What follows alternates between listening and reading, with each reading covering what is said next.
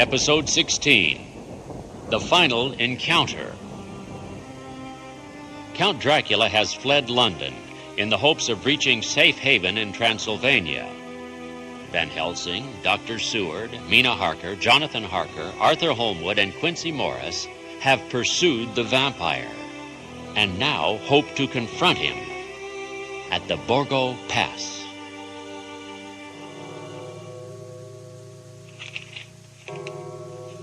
And so there it is. I believe he will take the River Sereth to where it joins the Bistritza, which winds up round the Borgo Pass. It's logical, all right. Madam Mina, your insight has saved our hunt, and perhaps your own soul. Now we are on the track once again, and this time we may succeed.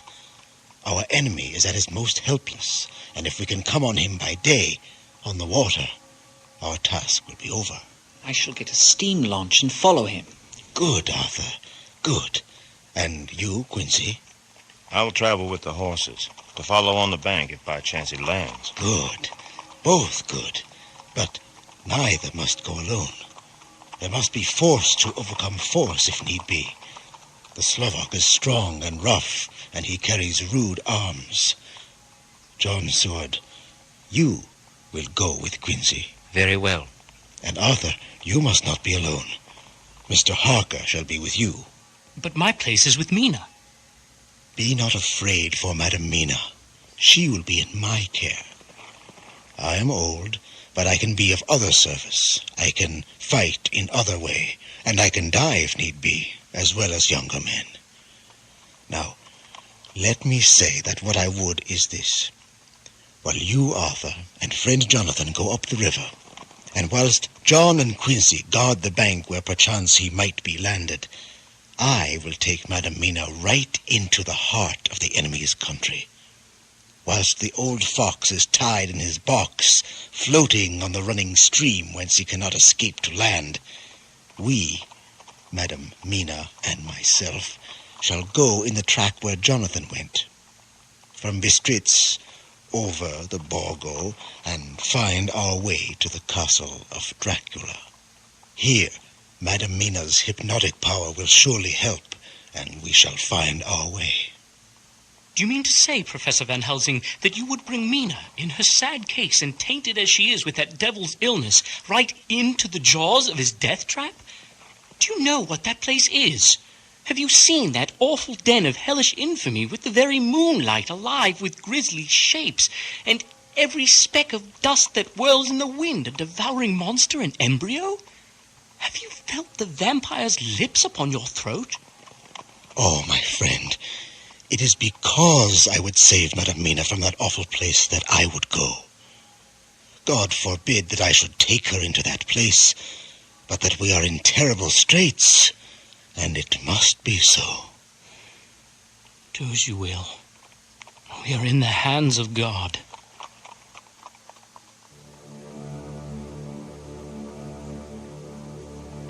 "2 November, evening, with Arthur. 3 days on the water. We have found nothing of the quarry we seek. I wonder where Mina is now, and Van Helsing. They should have got to Veresti about noon on Wednesday. It would take them some time to get the carriage and horses, so if they had started and traveled hard, they would be about now at the Borgo Pass. God guide and help them.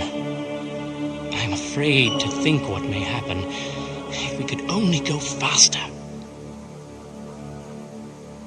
4 November, with Quincy Morris. 5 days on the road. Very little news. Today we heard of the launch having been detained by accident when trying to force a way up the rapids. The Slovak boats get up all right by aid of a rope and steering with knowledge. Some went up only a few hours before.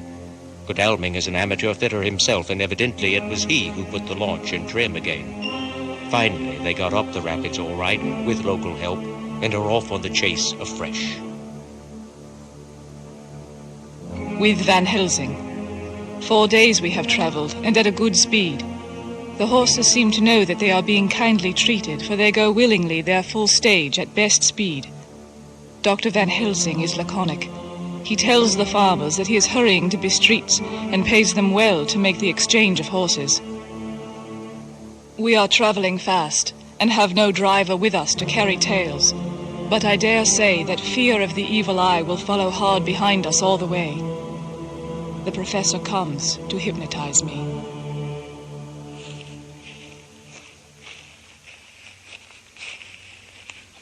The sun begins to set. Come, my child. Rest here, by this tree. I fear that it is you that should rest, Professor. Oh, not I, Madam Mina. Yes, we pursue this devil with holy purpose. And yes, we face the gravest of dangers. But all of this chase, this cause, not since my youth have I felt such energy. But now, come. Look into the sunset. Look. See him rest. See him sleep. To sleep. Sleep. What do you see? Darkness. The darkness of the grave. And what do you hear? Creaking wood and water. Roaring water. And? There is nothing else. Only the wood and the water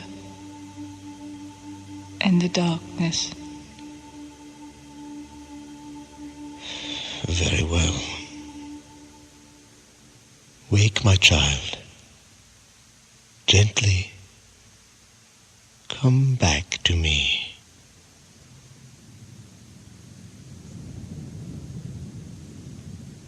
Is there any news? The river is changing as they ascend. Nothing more. Are we then on time? By morning, we shall reach the Borgo Pass. The houses are very few here now, and the last horses we got will have to go on with us, as we may not be able to change. We shall get to the pass in daylight. We do not want to arrive before. So we take it easy, and each have a long rest in turn. So now we rest and pray. Oh, what will tomorrow bring to us?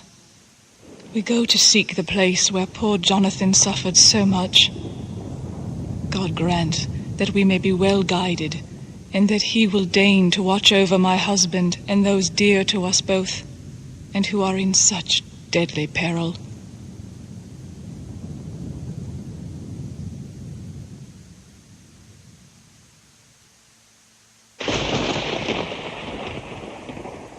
November, morning. I write this memorandum for Dr. John Seward. Let me be accurate in everything, for though you and I have seen some strange things together, you may at the first think that I, Van Helsing, am mad. All yesterday we travel, ever getting closer to the mountains and moving into a more and more wild and desert land. Madam Mina still sleep, and I could not waken her, even for food. I began to feel that the fatal spell of the place was upon her, tainted as she is with that vampire baptism. Then, ere the great dark came upon us, I took out the horses and fed them in what shelter I could. Then I make a fire, and near it I make Madam Mina, now awake and more charming than ever, sit comfortable amid her rugs. Tonight will be cold. As the dead know the cold grave. Here is food. Take of it. I'm not hungry. As you say. What are you doing? I make the ring around you, see? Ring around the rosy, yes? What are you sprinkling?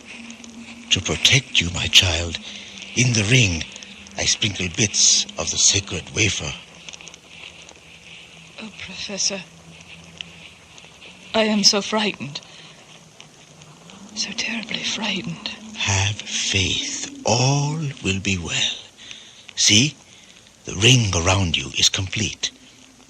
When you rest tonight, you shall rest therein. But now, come here to me, closer to the fire. Very well.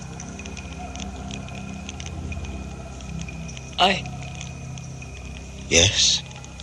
I cannot. It is so. But as you cannot leave the ring, others may not enter. And so, though there might be danger to your body, your soul is safe.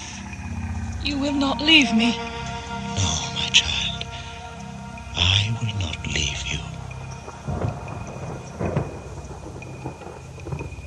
Presently, the horses began to scream and tore at their tethers till I came to them and quieted them. When they did feel my hands on them, they whinnied low as in joy and licked at my hands and were quiet for a time. In the cold hour, the fire began to die, and in the dark, there was a light of some kind, and it seemed as though the snow flurries and the wreaths of mist took shape, as of women with trailing garments. I feared for my dear Madam Mina when these weird figures drew near and circled round. I looked at her, but she sat calm and smiled at me. When I would have stepped to the fire to replenish it, she caught me and held me back and whispered, No. Do not go beyond the ring. Here you are safe. But you, it is for you that I fear. Fear for me? Why fear for me? None safer in all the world from them than am I. As I wondered at the meaning of her words, a puff of wind made the flame leap up, and I see the red scar on her forehead. Then, alas, I knew. Did I not, I would soon have learned, for the wheeling figures of mist and snow came closer, but keeping ever without the holy circle. Then they began to materialize, till there were before me in actual flesh the same 3 women that Jonathan saw in the room when they would have kissed his throat. I knew the swaying round forms, the bright hard eyes, the white teeth, the ruddy color, the voluptuous lips. They smiled ever at poor dear Madam Mina, and as their laugh came through the silence of the night, they twined their arms and pointed to her. Come, sister. Come with us. Please, Doctor, help me. Begone, demons! You may not enter here. This one is not of you. Go to your master and tell him that I come for him with all the power of heaven. They drew back before me and laughed their low, horrid laugh. I fed the fire and feared them not, for I knew that we were safe within our protections. They could not approach me whilst so armed, nor Madam Mina while she remained within the ring, which she could not leave no more than they could enter. The horses had ceased to moan and lay still on the ground. The snow fell on them softly, and they grew whiter. I knew that there was for the poor beasts no more of terror. And so we remained till the red of the dawn began to fall through the snow gloom. I was desolate and afraid, and full of woe and terror. But when that beautiful sun began to climb the horizon, life was to me again. At the first coming of the dawn, the horrid figures melted in the whirling mist. The wreaths of transparent gloom moved away and were lost. And there, a short distance away, stood the castle. Castle Dracula.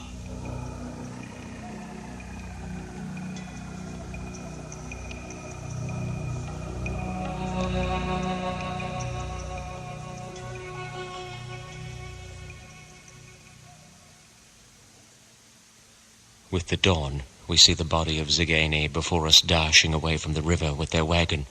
Far off, I hear the howling of wolves. The horses are nearly ready, and we are off soon. We ride to the death of someone. God alone knows who, or where, or what, or when, or how it may be. 6 November. It was late in the afternoon when the professor and I took our way towards the east, whence I knew Jonathan was coming. We did not go fast, though the way was steeply downhill, for we had to take heavy rugs and wraps with us. We dared not face the possibility of being left without warmth in the cold and the snow. In a little while, the professor had found a wonderful spot, a sort of natural hollow in a rock, with an entrance like a doorway between two boulders. See, here you will be in shelter, and if the wolves do come, I can meet them one by one.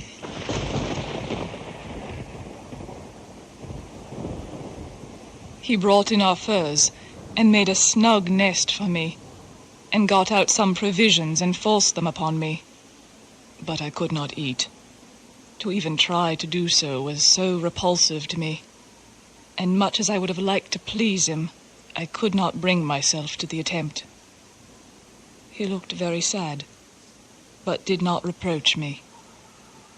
Taking his field glasses from the case, he stood on the top of the rock and began to search the horizon.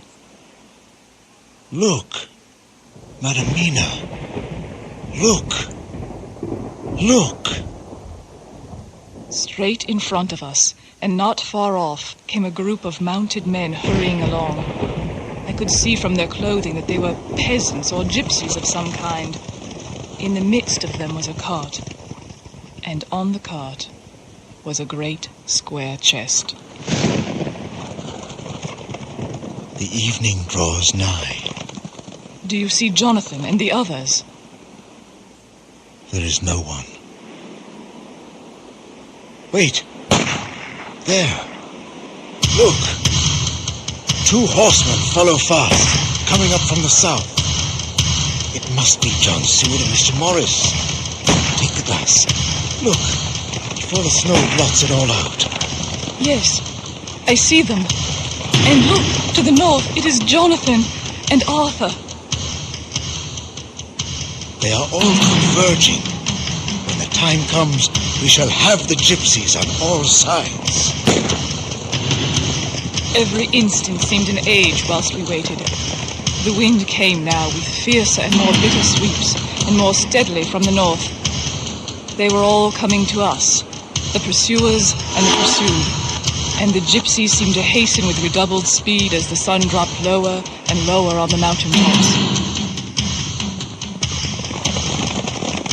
Closer and closer they drew. The professor and I crouched down behind our rock and held our weapons ready. I could see that he was determined that they should not pass. One and all were quite unaware of our presence. All at once I heard Jonathan. Halt! And in a great thunder of hooves, Dr. Seward and Mr. Morris rode into the fray. Be quick! Be quick! Look! The sun! movement of our parties, the leader of the gypsies gave a command and his men gathered around the cart. In the midst of this, I could see Jonathan. The singleness of his purpose seemed to overawe the gypsies, and instinctively they cowered aside and let him pass. In an instant, he had jumped upon the cart, and with a strength which seemed incredible, raised the great box and flung it over the wheel to the ground. In the meantime, Quincy Morris had to use force to pass through his side of the ring of Scaney. I could see the knives of the gypsies flash as they cut at him. He had parried with his great Bowie knife, and at first I thought that he too had come through in safety. But as he sprang to the broken crate, I could see that he was clutching at his side, and that the blood was spurting through his fingers. And yet he attacked one end of the chest, attempting to pry off the lid with his great Bowie knife. The lid began to heave, and the top of the box was thrown back. I saw the Count lying within the box upon the earth, some of which the rude falling from the cart had scattered all over him. He was deathly pale, just like a waxen image, and his red eyes glared. As the eyes saw the sinking sun, the look of hate in them turned to triumph. And now, my friend, you too shall die. And there came the sweep and flash of Jonathan's great knife. It sheared through the throat, whilst at the same moment Mr. Morris's Bowie knife plunged into the heart. It was like a miracle.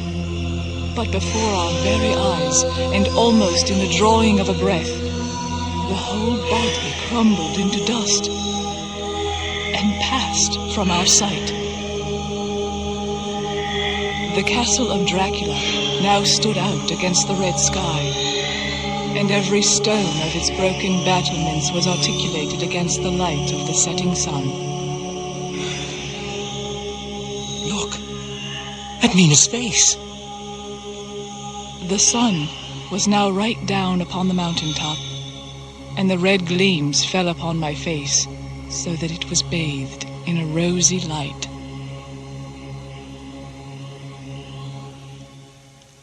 Now, God be thanked that all has not been in vain. See, the snow is not more stainless than her forehead. The curse has passed away. 7 years ago, we all went through the flames, and the happiness of some of us since then is, we think, well worth the pain we endured.